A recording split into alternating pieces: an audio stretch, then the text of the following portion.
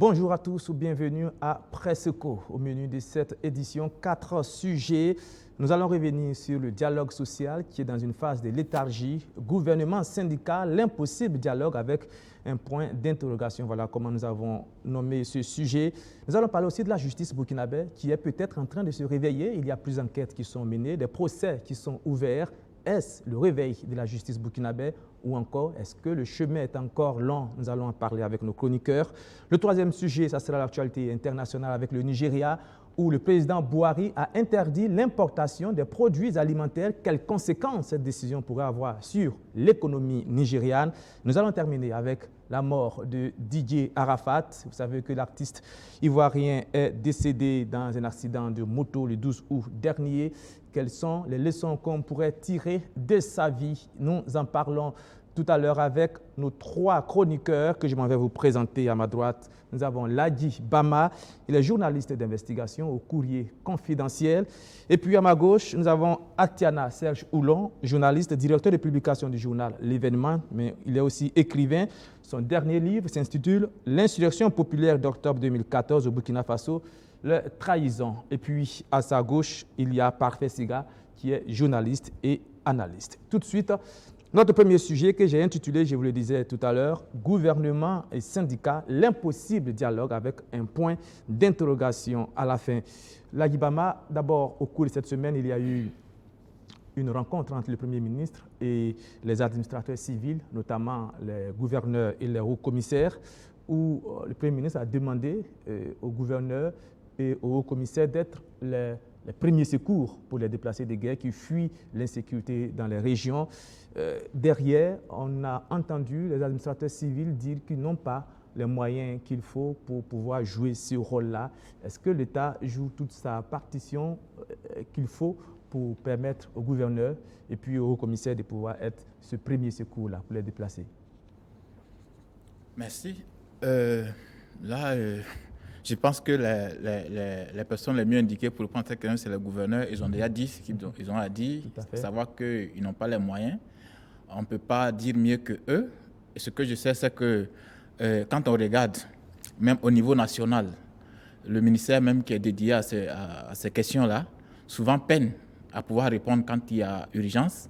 Alors, quand il s'agit maintenant au niveau déconcentré, au niveau des gouverneurs, des hauts commissaires, tout ça, on imagine comment ça peut être encore plus difficile pour eux, surtout qu'ils ne sont pas dédiés directement à ce genre de questions-là. Donc, je comprends aisément que ce qu'ils disent, c'est une réalité. Ils n'ont d'abord même pas les moyens pour faire face à leur mission quotidienne qui leur sont dédiées dans leur rôle en tant que représentants de l'État à ce niveau-là. Maintenant, si on vient leur ajouter encore de nouvelles tâches qu'ils doivent pouvoir assumer, j'imagine que ce n'est pas très évident pour eux. Donc, certainement qu'ils demandent à ce qu'on puisse prendre en compte ces nouvelles charges qu'on veut leur faire assumer, en leur aussi apportant les moyens pour pouvoir y arriver. Et je pense que c'est de bonne guerre. Voilà. Serge Oulon, les administrateurs civils, vous le savez, depuis plusieurs mois déjà, font plusieurs mouvements sociaux, grèves, sit-in, marches, pour réclamer encore plus de moyens pour pouvoir faire le travail. Et voilà que le Premier ministre, on a l'impression, augmente leurs charges sans pour autant qu'on ait l'impression qu'on ait comblé leurs demandes. Non, est-ce qu'ici on parlerait d'augmenter les charges? Je pense que ce sont les prérogatives en temps normal de ce que doit faire un gouverneur et un haut commissaire. Maintenant, la question des moyens, effectivement, se pose. Et puis, juste pour donner, effectivement, parce que tout à l'heure, quand vous avez posé la question, ça m'a rappelé une situation vraiment très pénible et triste. Je sais que dans la région de l'Est, autour de 2016 ou 2017, quand la région était en proie, toujours en proie à l'insécurité, l'ancien gouverneur de la région de l'Est, Ousmane Traoré, n'avait pas de véhicule de fonction parce que son véhicule a été accidenté et ça n'a pas été remplacé. Je me rappelle que les reporters à l'époque, parce que j'avais lu les comptes rendus de la commémoration du 11 décembre à Fada, où c'était un véhicule d'un organisme international que le gouverneur en fait utilisait. Donc vous imaginez un peu cette image qu'on a un peu de ce premier responsable de l'État au niveau de la région, qui est en quelque sorte le gouverneur et le représentant du président du Faso dans la région. Donc c'est pour dire que c'est toute une image qui symbolise un peu la réalité de ce que sont un peu ces acteurs au niveau déconcentré.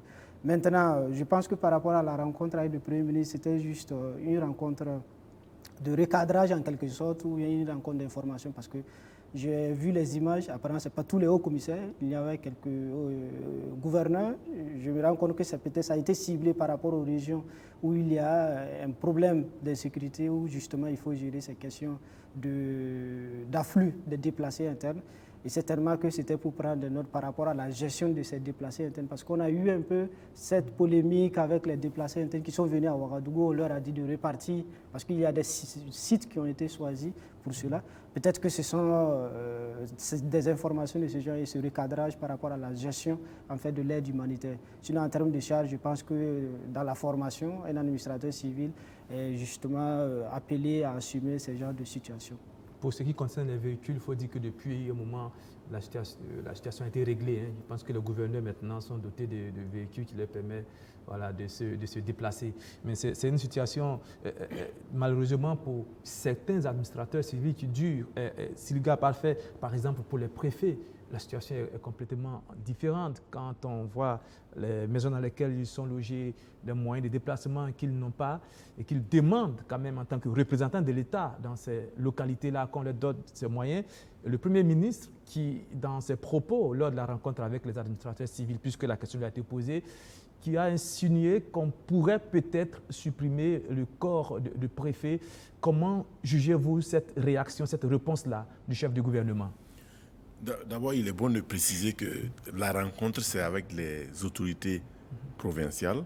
Et donc, il ne faut peut-être pas qu'on confonde avec administrateur civil, qui est un corps de métier. Parce qu'on peut nommer,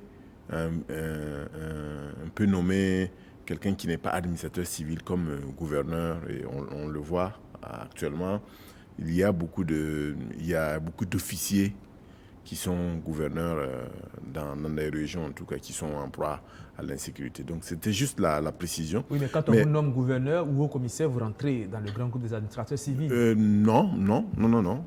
Les administrateurs civils, c'est un corps bien précis, mais au niveau régional, au niveau provincial, ce sont des autorités qui ne sont pas forcément administrateur civil. Donc, c'est bon de faire la précision. Peut-être qu'il faut revoir le mécanisme des nominations aussi. Non, je pense que la précision de Siliga est importante, effectivement, parce qu'il y a d'autres corps de métier, on fait appel justement pour assumer des responsabilités. Aujourd'hui, quand vous voyez un peu dans certaines régions ou dans certaines provinces où on estime qu'il y a des défis, on fait appel souvent peut-être à des militaires ou à des corps paramilitaires ou même à d'autres catégories de métiers, forcément, qui ne sont pas liés au corps de métier d'administrateur civil. Parce que c'est vrai qu'on peut faire la part des choses entre les difficultés du corps des administrateurs civils, les difficultés liées aux représentants en fait, de l'État au niveau régional ou provincial. Mais cela dit, ce que vous dites, la préoccupation que vous évoquez est tout à fait juste. Quand on prend effectivement ces régions qui sont en proie à l'insécurité et on demande aux représentants de l'État central d'être en première ligne, encore faut-il leur donner les moyens de le faire. Quand vous voyez aujourd'hui, ce sont les hauts commissaires qui sont les représentants du comité national de secours d'urgence au niveau des provinces. Donc le haut commissaire assure la présidence, je pense que c'est coup de sûr. Mais en réalité, il ne fait que présider, il ne fait que administrer peut-être des noms qui viennent du niveau central.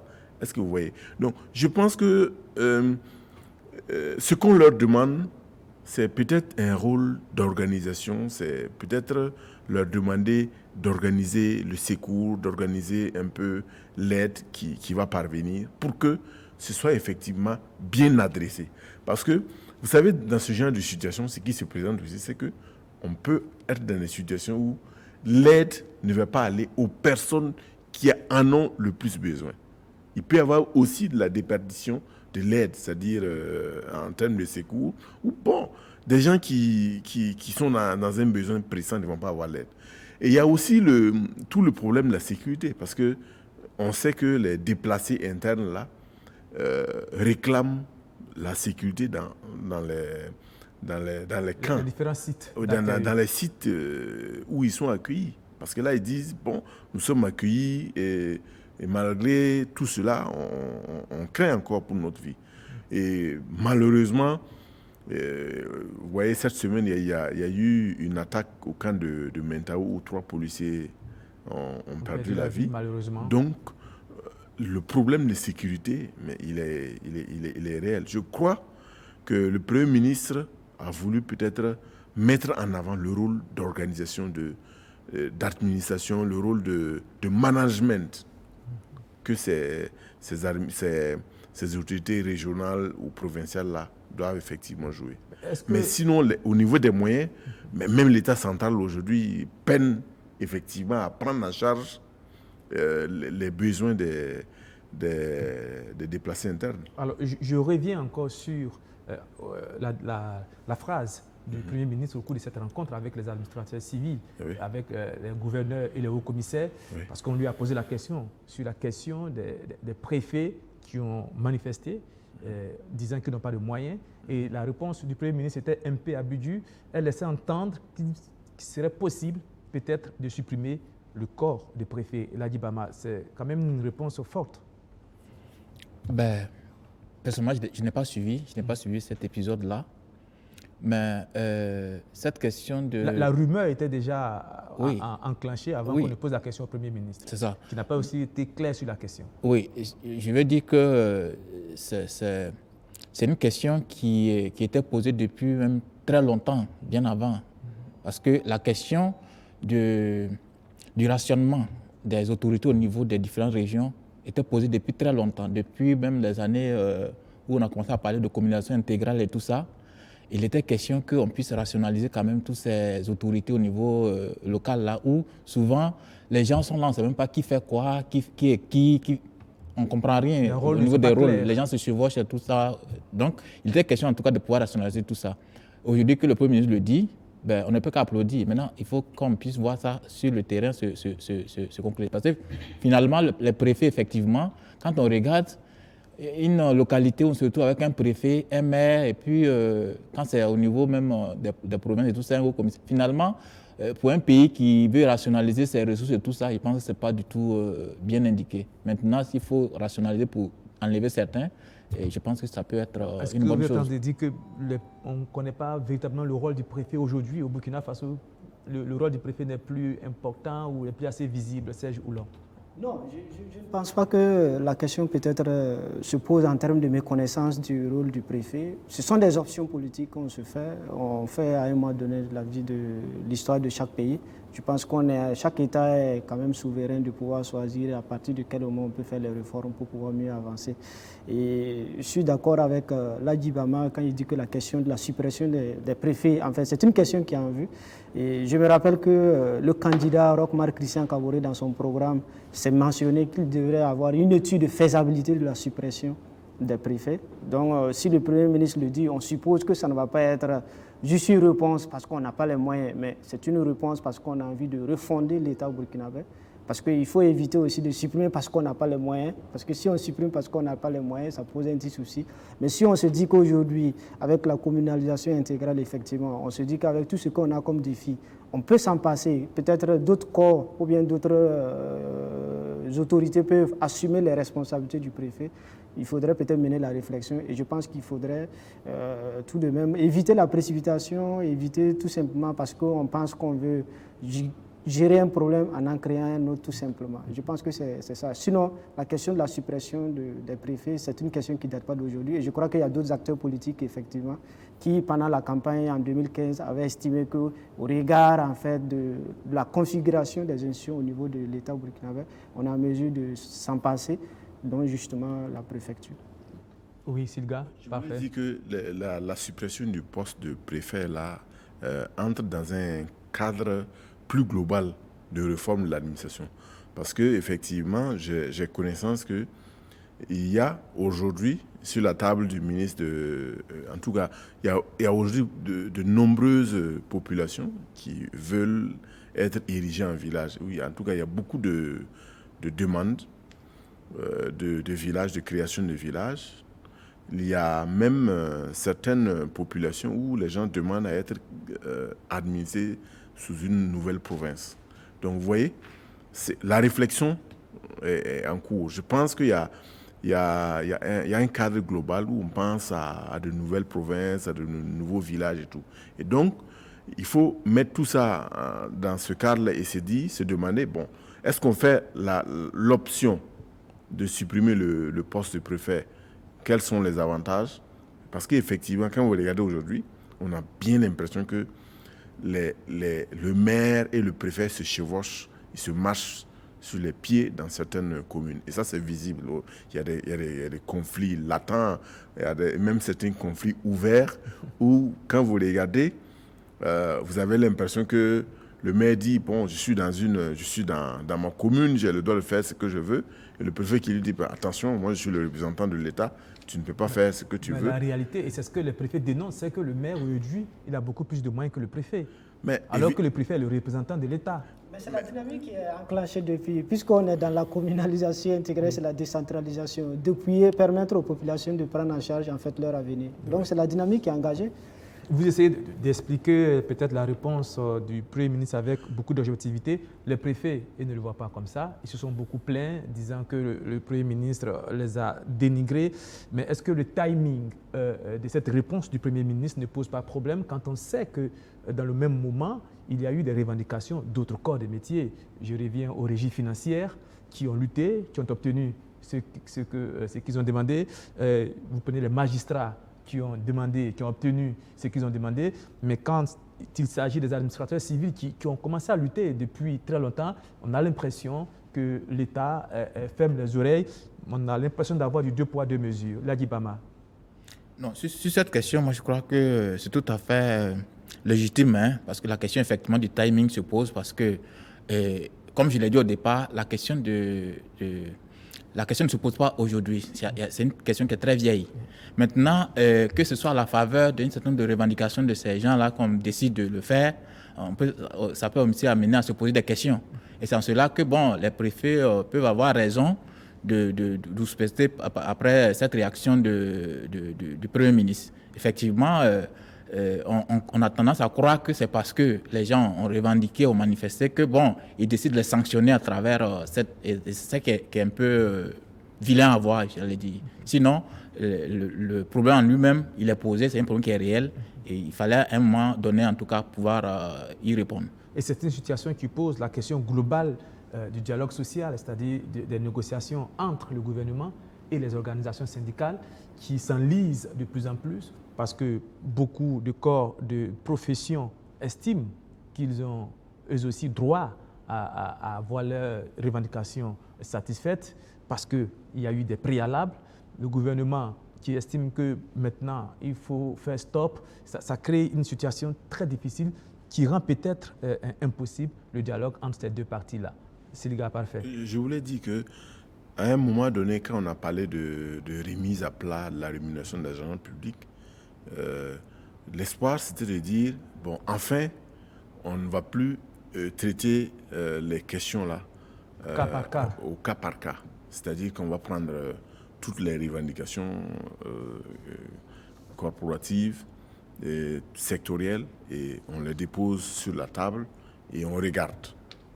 Donc, pour moi, c'était l'objectif en fait de cette conférence. Ça a été un avantage. Malheureusement, on a vu qu'après cette conférence, dont les résultats ne sont pas encore appliqués. Il y a eu beaucoup de revendications. Non, il faut dire peut-être, pardon, cette conférence elle est morte, c'est fini ça. Avec ce qu'on a accordé aux régies financières, c'est terminé. Non, c'est prématuré de dire que la conférence est morte. Parce qu'il y a un agenda. Il y a un agenda que le gouvernement a mis en place. Attendons de voir. Oui, mais la question... Attendons de voir. Oui, c'est ce que j'ai dit. C'est-à-dire, on aurait aimé qu'après cette conférence-là, tous les problèmes soient réglés dedans.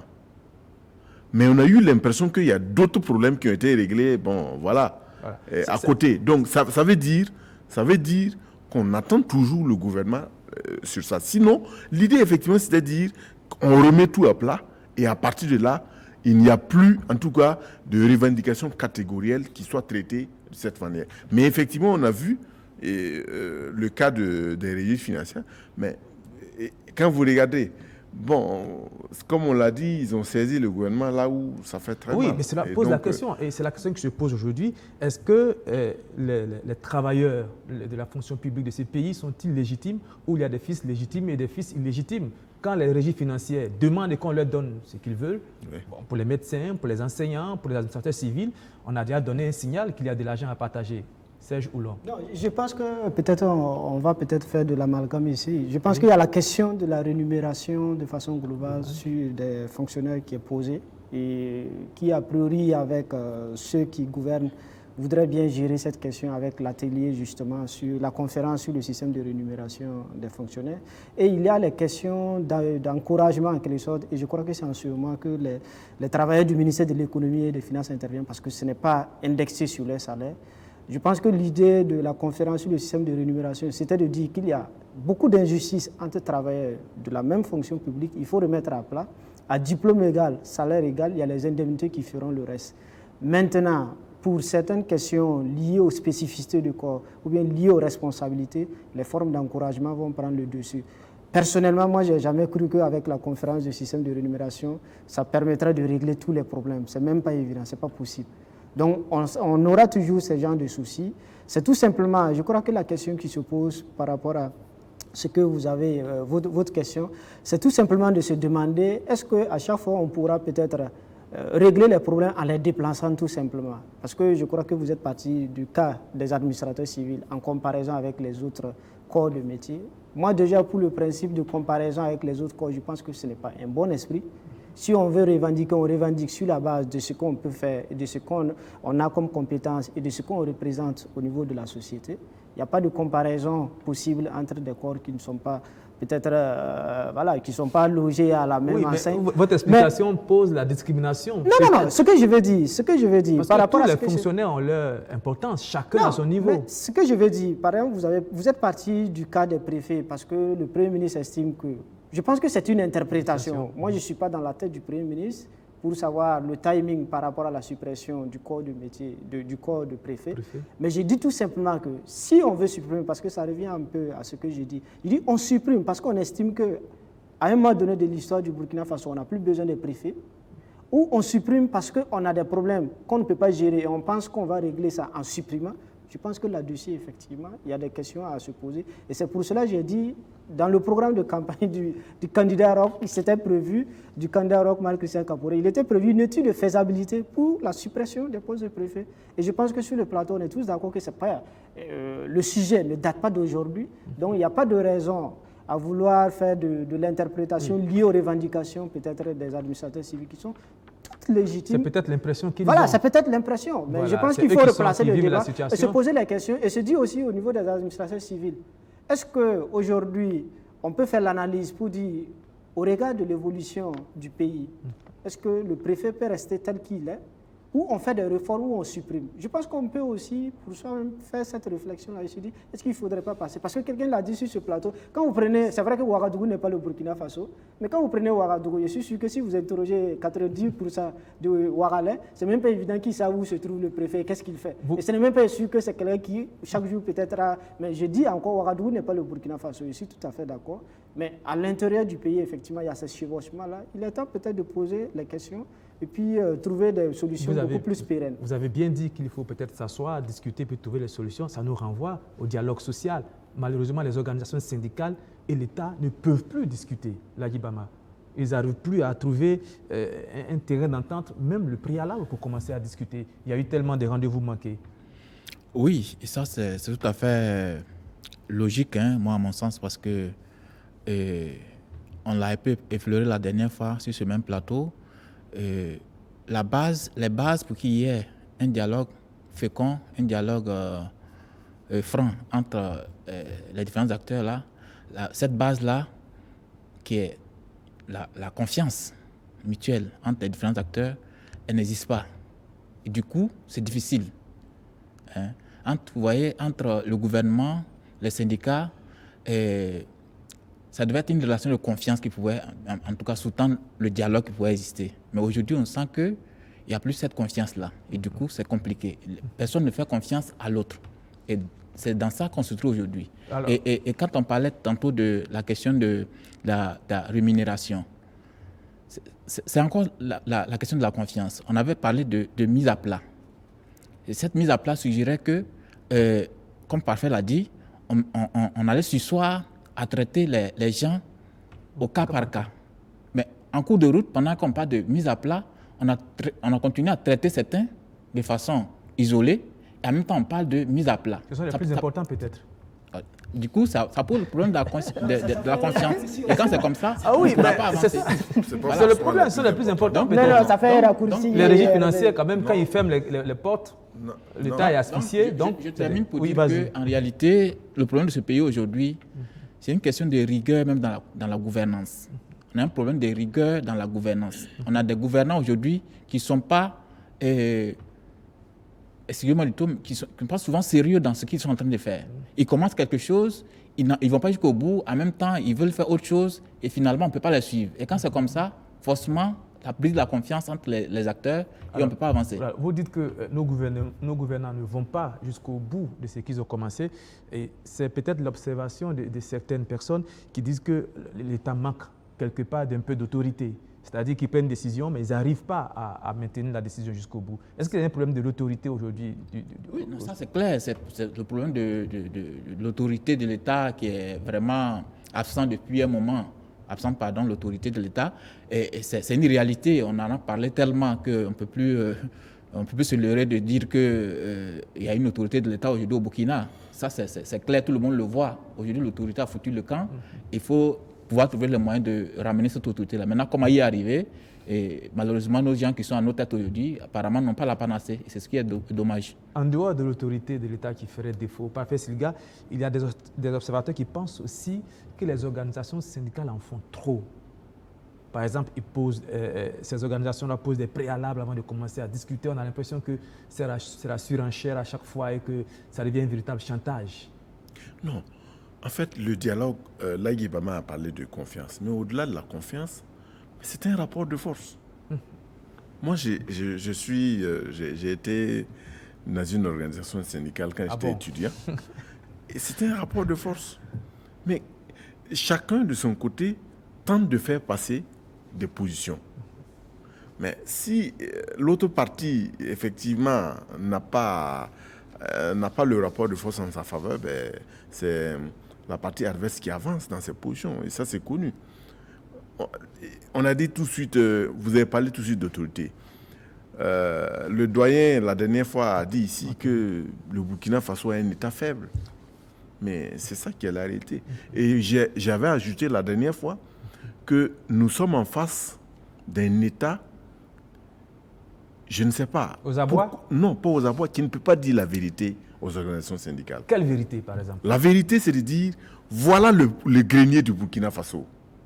Le grenier du Burkina Faso, voilà ce que nous pouvons donner aux magistrats, aux militaires, aux enseignants, aux médecins. Et voilà. Oui, mais l'État a déjà dit le grenier. Non. Si, en donnant aux magistrats ce qu'ils veulent, en donnant aux agents des régies financières, c'est un signal qu'il y a de l'argent dans le grenier. Pourquoi je vous dis ça? Parce que c'est comme ça que les fonctionnaires le perçoivent en tout cas. Non, le problème qui se pose quand je dis ça, regardez la fonction publique hospitalière. C'est un exemple. Hein. Oui. Il y a des accords qui ont été signés. Et on vous dit, depuis 2 ans, on attend l'application. Donc, quand vous regardez, quand vous écoutez les travailleurs, les organisations syndicales disent l'État ne refuse jamais de signer les accords. Mais c'est à l'application qu'on se rend compte qu'il n'y a pas de problème. Qu'est-ce que ça veut dire? Ça veut dire que dès la signature, l'État sait qu'il ne peut pas appliquer ces accords. C'est-à-dire les conséquences. Ça va avoir des conséquences, il sait qu'il ne peut pas les appliquer au regard des recettes. Oui, mais ici, du budget. Même. Mais ici, parce que la pression est forte.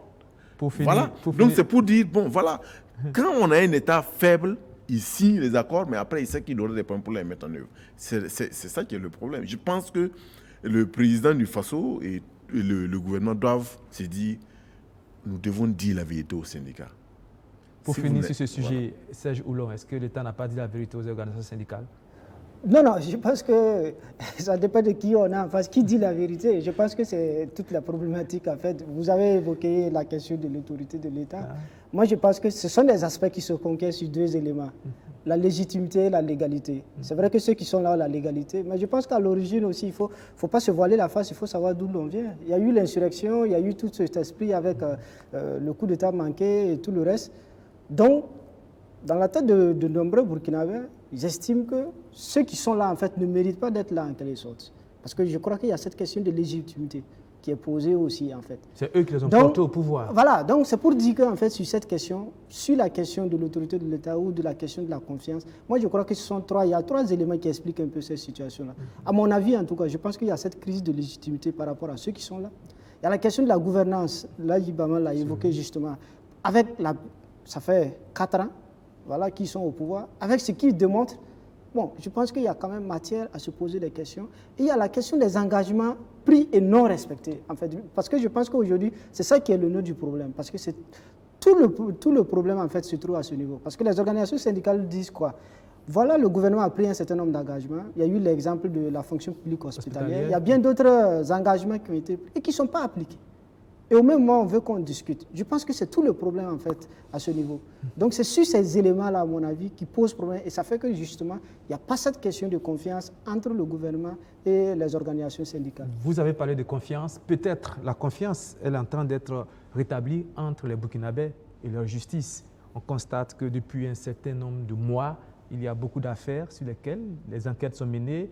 Il y a des procès qui sont ouverts. Le dernier en date, c'est le procès sur l'affaire Charbon-Fin, qui quand même implique le ministère, une organisation, une entreprise minière et puis une entreprise européenne, Bolloré, sa filiale au Burkina Faso.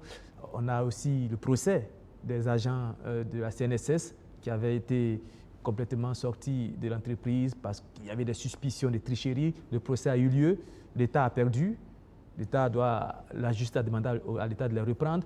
Avec toutes ces affaires, est-ce qu'il y a un frémissement de réveil au niveau de la justice burkinabé, Laki Bama? Peut-être, on pourrait le croire au regard des différents exemples que vous évoquez, parce qu'on n'a pas toujours vu ça. Mais en même temps aussi, moi je dis qu'il ne faut pas aussi aller trop vite en besogne, hein, parce que tout ça, moi je pense que ça s'explique aussi. Il y a une explication à tout ça. Quand il prend les deux cas, notamment le Charbon-Fin et puis la CNSS, il y a une histoire à tous ces deux cas-là. Et il y a une histoire qui se résume surtout à une certaine pression aussi qui est là, qui fait que les gens ils ne pouvaient pas tenir. Il fallait bien qu'il y ait des procès pour qu'on puisse quand même avancer. Parce qu'on ne pouvait plus continuer de tenir toute cette pression-là sans qu'il y ait un procès. Maintenant, il faudrait qu'on attende de voir, après ces deux cas-là, si la chevauchée va se poursuivre au niveau de la justice pour croire qu'on a vraiment enclenché désormais une nouvelle dynamique au niveau de cette institution. Oui, mais à plusieurs reprises, que ce soit même les Burkinabés, même des journalistes ont dénoncé une certaine forme de collision entre l'État et l'appareil judiciaire. Serge Oulon-Escoyodo, on n'a pas l'impression que la séparation est en train de se faire progressivement, en tout cas dans les actions initiées par la justice burkinabé ces derniers mois? Non, je pense qu'il faut remettre les choses dans leur contexte. Et avec la transition, je crois qu'il y a eu un certain nombre de toilettages par rapport au texte justement, sur cette déconnexion entre le pouvoir exécutif et le pouvoir judiciaire.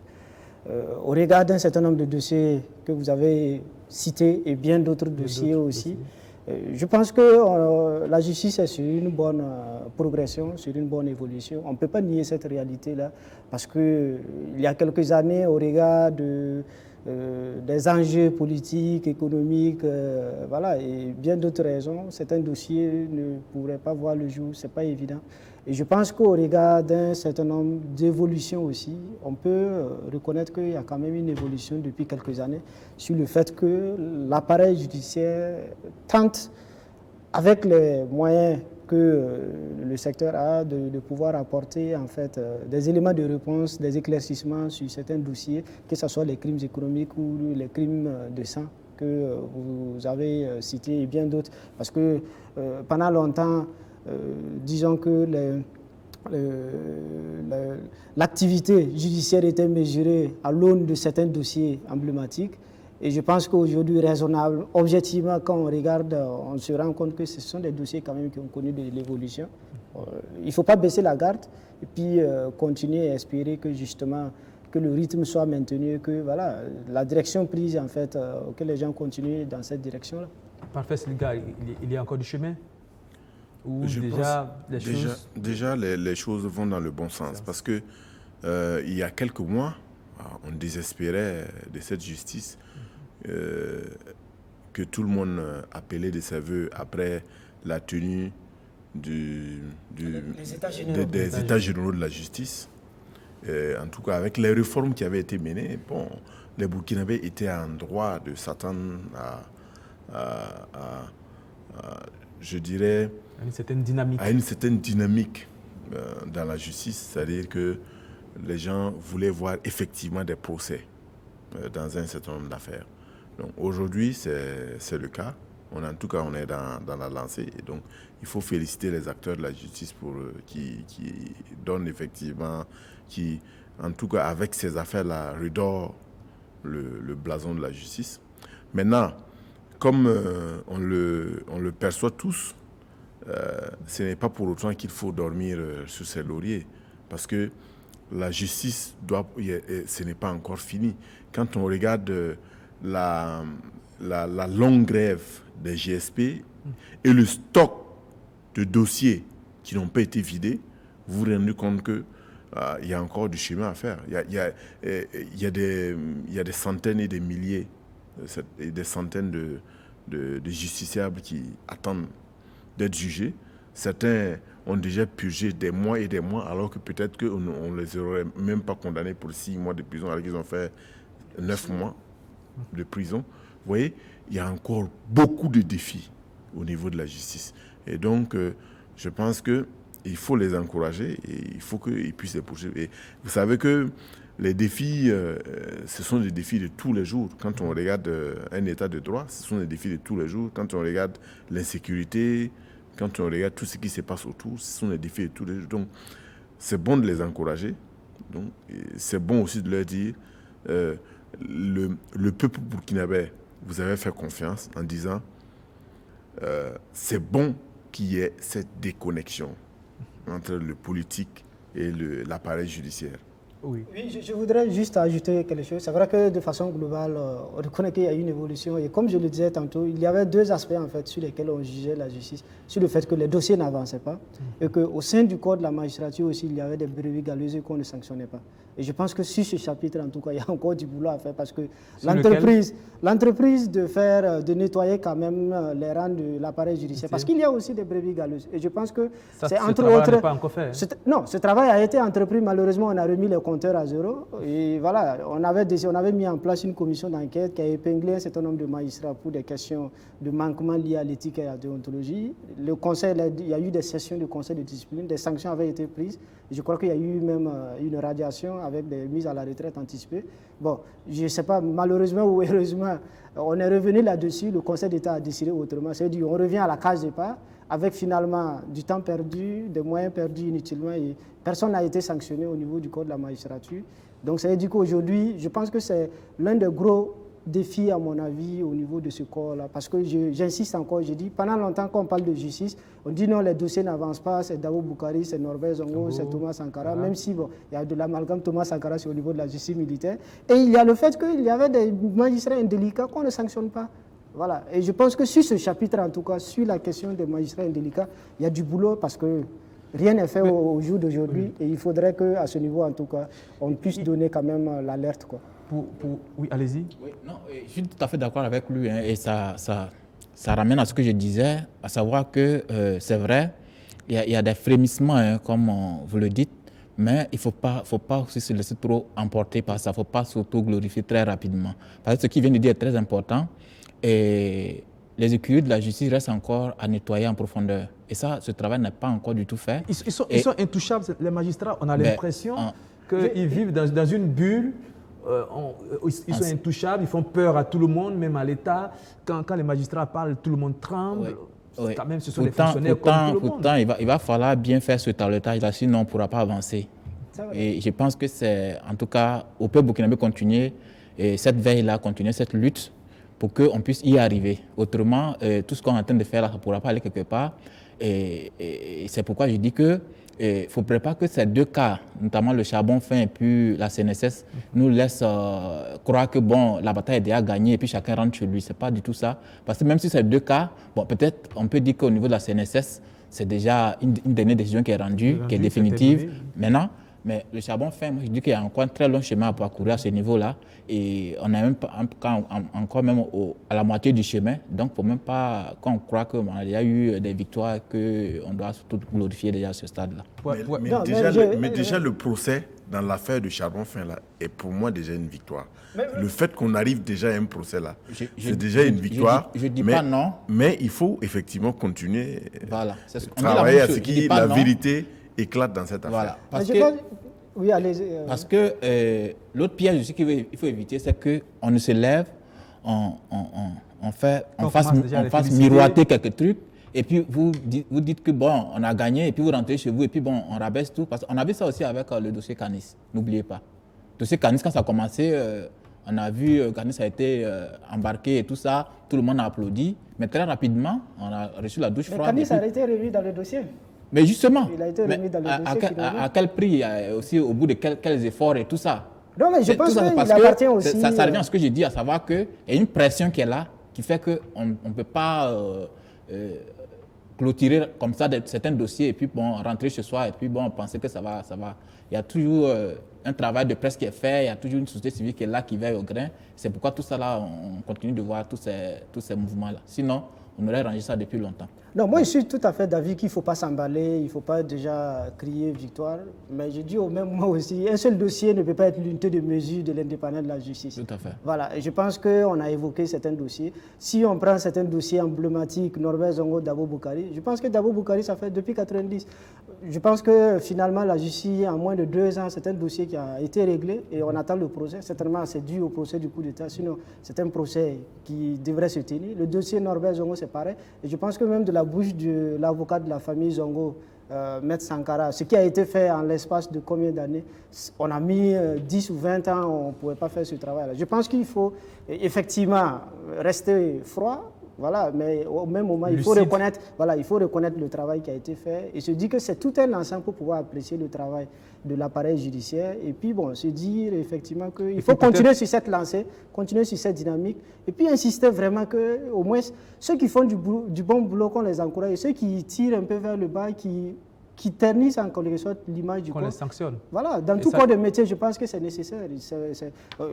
Et la société burkinabé devrait aussi peut-être rentrer dans cette dynamique-là, que dans chaque corps, quand même, on puisse, ceux qui déconnent, qu'on les met de côté, et que ceux qui travaillent, qu'on les encourage. Au niveau de la justice, on ne les met jamais de côté, pour le moment. Peut-être que ça va oui, c'est vrai que votre question me ferait sourire, parce que vous avez dit finalement ce qu'on appelle des magistrats ou quoi. Oui, c'est vrai, parce que nous, en tant que journalistes, chaque fois qu'on écrit pour des faits liés à un magistrat, les gens s'inquiètent, on se dit non, comme ils connaissent le droit, ils vont vous embêter. Je dis non, bon, la société est organisée, chacun essaie de jouer sa partition, personne n'est plus important que l'autre, nous sommes dans une complémentarité pour l'intérêt supérieur du Burkina.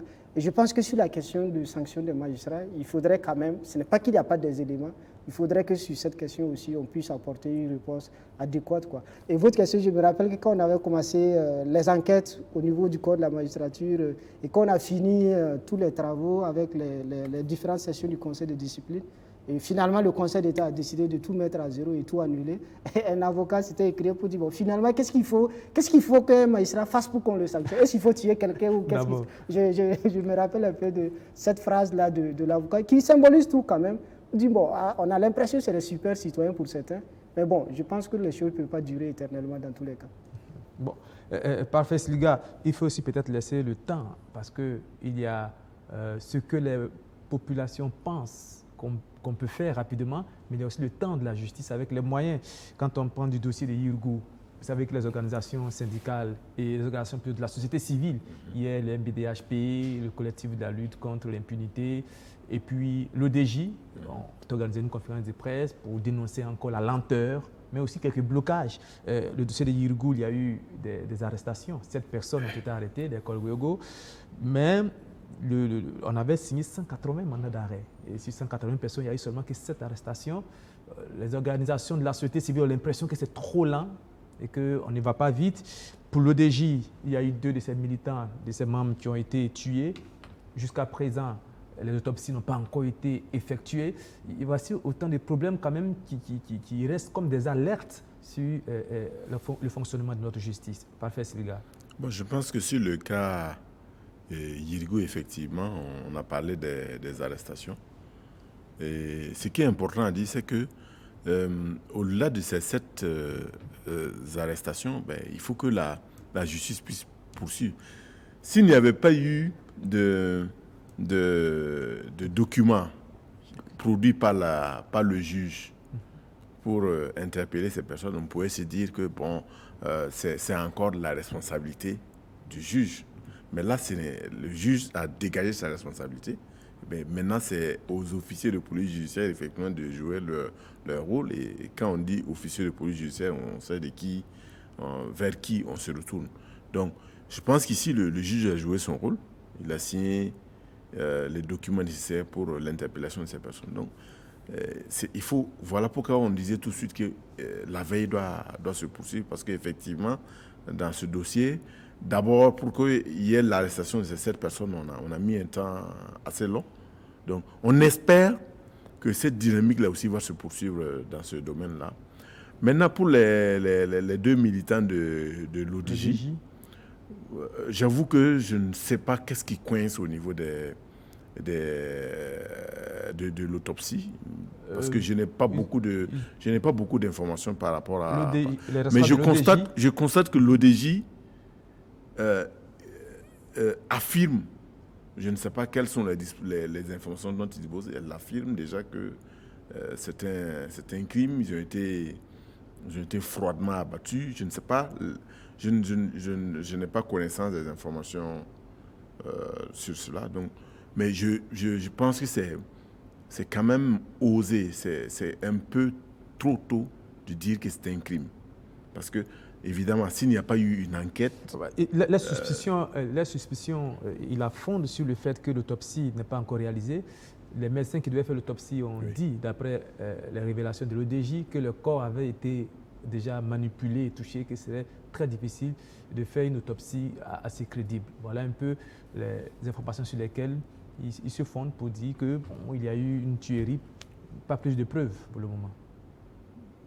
Non, je crois que sur le cas de l'assassinat des 2 militants de l'ODJ, c'est quelque chose à déplorer. Je pense que l'ODJ évoque juste des situations quand même assez curieuses et suspectes de la part du gouvernement, tout simplement. Parce que quand... Du gouvernement ou bien de la justice? Non, du gouvernement, parce que de la part... parce que quand la structure évoque un peu les circonstances dans lesquelles les 2 militants ont été tués, parce que ce sont des gens qui partaient à une rencontre, à une audience avec le haut-commissaire, et qu'après la découverte des cadavres, il n'y a aucune action de la part de l'État, ou qu'il n'y a aucune action qui a été mise en œuvre pour quand même essayer de comprendre ce qui se passe. Je revois un peu ces déclarations de l'ODJ où on dit que même le haut-commissaire n'a exprimé aucune compassion, alors que c'est des gens qui venaient le rencontrer. Je pense qu'il y a de quoi quand même aussi à se poser des questions. Maintenant, sur la lourdeur, tout ce qu'il y a comme tracasserie par rapport à l'organisation des autopsies, apparemment c'est quelque chose qui est assez récurrent parce qu'il y a des situations de ce genre où des gens sollicitent aussi. C'est la réalisation de ces autopsies-là. Mais bon, ça prend du temps où il y a des tergiversations entre différents acteurs, on ne comprend pas grand-chose effectivement. Et je pense que sur la question de Yirgou que vous avez évoquée, ça renvoie un peu peut-être à notre question sur la justice, qui montre un peu les limites, à mon avis, les limites objectives aussi de l'appareil judiciaire. Et Parfait l'avait évoqué par rapport à, par exemple, la grève des GSP qui a secoué l'appareil judiciaire. Il y a eu les GSP, il y a eu les greffiers.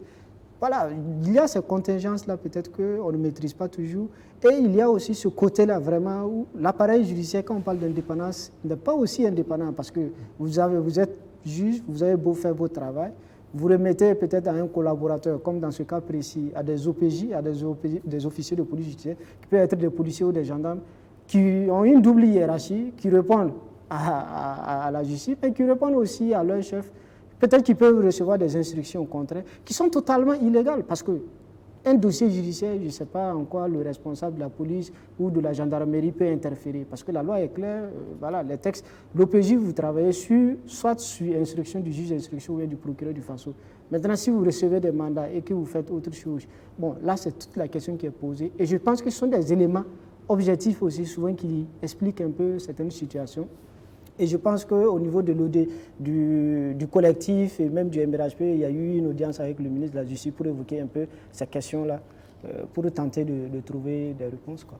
Voilà, c'est le dossier sur la justice. On va le clore sur vos propos, tout en espérant que ce corps de profession ne va pas rester un empire intouchable et que les mauvaises graines vont pouvoir peut-être un jour être sorties pour permettre à la justice et à toutes ces personnes qui ont la bonne volonté de bien travailler, voilà, de bien faire le travail. Nous allons revenir sur ce dossier de la justice une autre fois pour parler surtout des décisions de justice, vous l'avez dit, qui ne sont pas exécutées. Il y a beaucoup de décisions de justice qui ne sont pas exécutées, des personnes lambda à qui on a donné raison, et puis bon, des gens tout puissants ne veulent pas exécuter, et ça traîne. Il y a beaucoup de cas comme ça. On va revenir sur ce dossier-là une autre fois. On va même ouvrir le téléphone pour permettre aux personnes qui ont été victimes de ces situations de pouvoir s'exprimer et attirer l'attention de l'autorité judiciaire. Nous allons fermer ce dossier et puis ouvrir un autre dossier dans l'actualité internationale, le Nigeria. Vous le savez, le Nigeria fait face à d'énormes difficultés économiques liées notamment aux caprices des prix du pétrole, et il y a des fuites de devises. Le président Buhari a pris une décision importante. Il a décidé que désormais les importations des produits alimentaires soient limitées. On va vers l'interdiction de l'importation des produits alimentaires. C'est une décision forte. Oui, c'est une décision forte, une décision politique. Je pense que pour certains pays comme le Burkina, il faudrait bien s'en inspirer parce que certainement, il y a les possibilités, il y a les potentialités pour que quand même nous puissions produire ce que nous consommons. Je pense que rien que dans le cas du Burkina, si nous prenons la question de la consommation du riz, chaque fois on nous cite l'exemple de la vallée du Sourou, on estime qu'en termes de potentialité, il y a suffisamment pour pouvoir pour produire et nourrir en fait les Burkinabés. Donc je crois que dans le cas du Nigeria, c'est une décision politique qui a été prise. On verra bien l'application. Maintenant, au regard un peu du contexte sous-régional, continental, est-ce que de façon pratique on pourra le faire? Parce que le discours à l'intégration, à la libre circulation, on a signé il n'y a pas longtemps à Niamey au Niger la zone de libre-échange économique où on demande à ce qu'on ouvre les marchés. Comment ça va se faire? Le Nigeria est membre de la CEDEAO, la communauté des États de l'Afrique de l'Ouest. Donc il y a peut-être des questions pratiques sur le terrain qui vont se poser. Donc, on va se demander comment le Béninois qui est voisin du Nigeria ne pourra pas faire entrer peut-être du manioc. Bon, ce sont des questions peut-être qu'il faudrait se poser. Mais c'est une décision politique assez forte, effectivement, comme vous l'avez dit. Et ça interpelle les Nigériens à être acteurs pour pouvoir se nourrir tout simplement et ne pas envoyer de l'argent à l'extérieur pour payer à manger. Parfait, c'est une décision politique importante, mais aussi c'est un grand défi. Parce que si vous refusez d'importer des produits alimentaires, il faut que vous soyez capable d'en produire suffisamment pour vos populations à l'intérieur. C'est donc un grand défi. Oui, c'est le plus grand défi. Et quand vous regardez le marché du Nigeria, qui est une mégalopole, le marché est là. Et donc, pour moi, c'est une décision politique très importante. Et tout va se jouer dans la mise en œuvre. Parce qu'en réalité, quand vous prenez le cas du Burkina Faso avec le riz, on estime que ce sont plusieurs dizaines de milliards qu'on utilise pour importer le riz. C'est vrai que ces derniers temps, il y a eu beaucoup de mesures qui ont été prises par le ministre du Commerce pour certains produits ici, comme le sucre, comme le riz. Mais on est encore très loin de l'objectif, effectivement, de la production au plan interne. Et je pense que le Nigeria prend une bonne décision. Pourquoi il prend cette décision? Pourquoi la décision est bonne? Parce que quand vous prenez le marché, si effectivement vous arrivez effectivement à augmenter la production agricole, ça veut dire que le marché intérieur, ils ne pourront même pas satisfaire le marché intérieur. Et autour du Nigeria, il y a encore tout un marché qui est là, qui peut vraiment développer. C'est-à-dire le Nigeria peut même exporter sa production agricole et tout, si effectivement il y a un système efficace effectivement de production. Mais là on a encore beaucoup de défis. Le défi, c'est d'abord la maîtrise de l'eau, c'est aussi la production au niveau des vallées. Et il y a aussi le défi technologique, parce que, bon, évidemment, pour produire en quantité, ce n'est pas avec des charrues et puis des dabas qu'on va le faire. Des machettes. Voilà, il y a un niveau d'industrialisation qu'il faut atteindre, il y a un niveau de révolution technologique qu'il faut atteindre. Donc, voilà, ces deux défis-là sont posés. Il y a aussi le défi des semences, comme on le dit. Souvent, quand on veut produire, bon, ce n'est pas... Il faut pas il faut des semences améliorées. Donc, il y a un certain nombre de défis qu'il faut relever. Et je pense, il faut espérer que le Nigeria, avant de prendre la décision, là, a effectivement mis bout à bout ces différents éléments pour voir dans quelle mesure, effectivement, tous ces facteurs-là peuvent être développés pour augmenter la production intérieure. Laki Bama, sur ce sujet. Oui, non, je crois que c'est une décision qui peut être à la fois une chance pour le Nigeria, tout comme aussi elle peut être un danger ou alors une malchance pour ce pays. Ça sera selon que ils ont assez bien mûri la décision avant de la prendre. Ils ont, comme Parfait l'a dit, ils se sont entourés de garde-fous possibles en pareille situation pour pouvoir prendre la décision. Parce que si ce n'est pas très bien mûri, ce n'est pas sûr qu'ils vont s'en sortir. Parce qu'il faut compter aussi avec les grandes puissances économiques mondiales qui vont aussi vont pas dormir, qui vont chercher à mettre le paquet pour faire échouer cela parce que ce n'est pas à leur avantage du tout. Parce que comme on l'a dit, le Nigeria, ce n'est pas n'importe quoi. C'est un gros marché aussi qui est là, que tout le monde veut en tout cas exploiter. Alors, si ils arrivent à vraiment bien implémenter tout ça et surtout compter sur cette vaste population qui est là, c'est ça le Nigeria, ils ont beaucoup de braves alliés qui sont là. Si on arrive à mettre tout ce monde-là au travail, comme Sankara avait réussi à commencer à le faire ici au Burkina, même si la dynamique était rompue à un moment donné, même si c'est avec des charrues au début, avec le temps, ça va changer. Donc, pour dire que tout est une question de volonté et surtout d'engagement des populations nigérianes avec un leadership politique qui sera vraiment à la hauteur de ce défi-là pour s'en sortir. Autrement, ce n'est pas très, très évident si ils n'ont pas bien pris en compte tous ces paramètres-là pour avancer.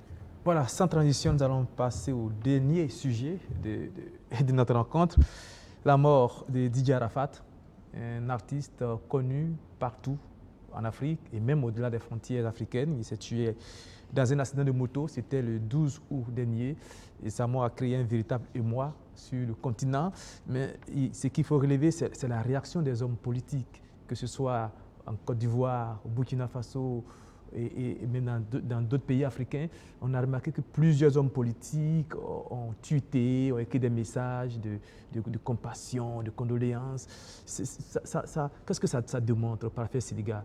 Comment est-ce qu'on peut interpréter cette situation-là? Qu'un jeune artiste comme ça, après sa mort, puisse déchaîner autant de réactions politiques surtout. Oui, vous parlez de jeunes artistes, mais il faut dire que c'est un influenceur social. Il a 5 millions d'abonnés sur les réseaux sociaux, ce qui n'est pas rien. Et quand vous regardez sur le plan sociétal, c'est un homme qui influence des millions de jeunes, et ce sont des millions d'électeurs. Et donc, quand un homme politique réagit à la mort de Didier Arafat, il ne veut pas être en marge d'une dynamique. Parce qu'aujourd'hui, quand vous ne réagissez pas, en tout cas en Côte d'Ivoire, quand vous ne réagissez pas à la mort de Didier Arafat, c'est comme si vous mettez en marge, c'est comme si vous ne compatissez pas, alors que tout le monde connaît la Côte d'Ivoire, tout le monde connaît Didier Arafat. Un homme qui, tous les jours, avec ses frasques, il était l'Observateur a eu un titre qui résume tout sur sa vie.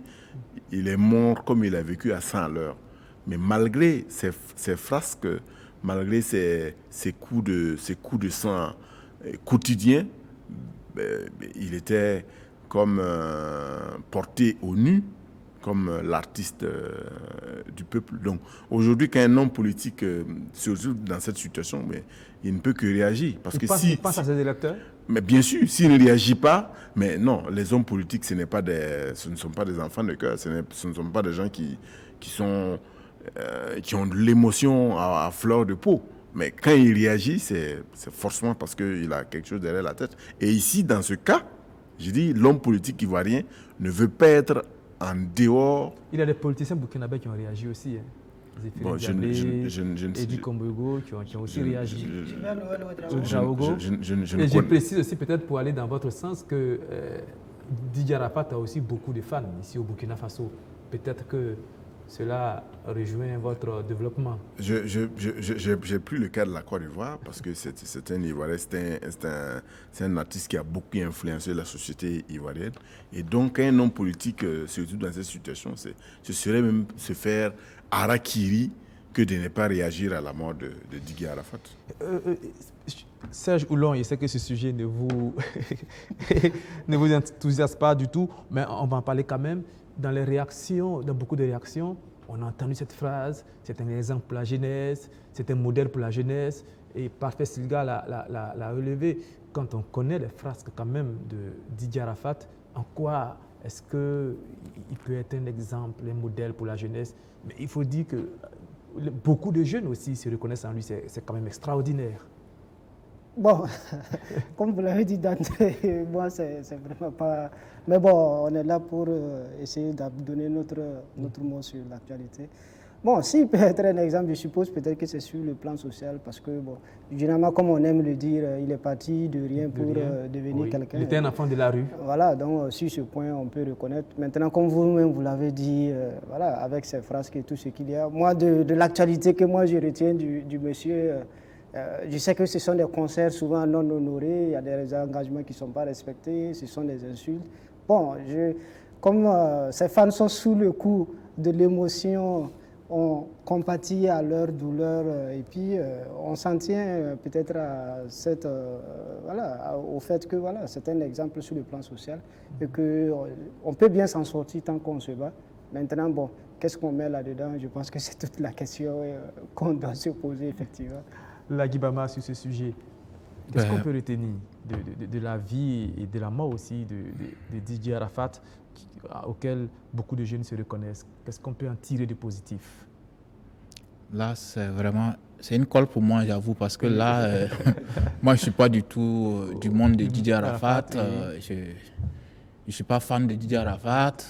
Maintenant, me demander qu'est-ce qu'on peut retenir de sa vie, moi, je ne sais vraiment pas, hein, parce que non seulement sa musique m'a jamais intéressé. Ah oui, mais ça m'a jamais intéressé. Ce sont les goûts, hein, on peut aimer. Et pour le peu que je sais, voilà, il faut porter le casque parce que c'est un enseignement. C'est là que j'allais en venir, voilà, parce que éviter aussi les cascades en ville. Justement, tout ce qu'on peut retenir comme leçon de cette histoire, c'est peut-être appeler les jeunes, même quand ils sont dans l'euphorie de la fête et tout ça, de quand même avoir en tête qu'ils ont une vie qu'ils doivent préserver.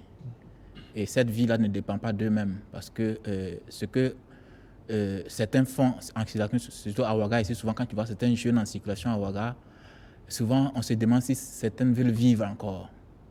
Et c'est à cela que moi je trouve que bon, ce que la mort de ce monsieur peut en tout cas apporter comme en tout cas contribution à cette jeunesse, de servir de sensibilisation à ces jeunes-là à mieux vivre désormais. Au-delà de ça... Porter le casque. Voilà. Au-delà de ça, l'homme en lui-même, moi franchement, avec tout le respect que j'ai pour ses fans et tout ça, pour lui-même, il est mort, je compatis à sa mort. Mais franchement, je n'ai pas autre chose comme sentiment au-delà de ça. Je voulais ajouter que comme pour d'autres artistes qu'on a connus, autour de sa mort aussi, il y a aussi un business qui va se mettre en place très rapidement. Quand vous regardez, on dit il y a des païens qui vont sortir. Qui vont imaginer toutes sortes d'activités. Voilà, il y a des t-shirts, il y a un certain nombre de choses qui vont être conçues. Il y a un de la mort de Arafat. Il y a un concert qui est en vue avant son enterrement, mais il y a tout un business. Il y a une récupération culturelle, politique autour de sa mort. Voilà.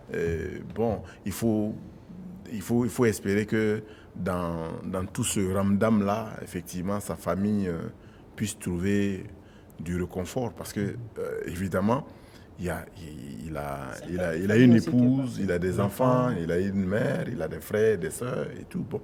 Donc, il faut espérer que dans tout ce ramdam-là, il puisse trouver un petit réconfort quelque part.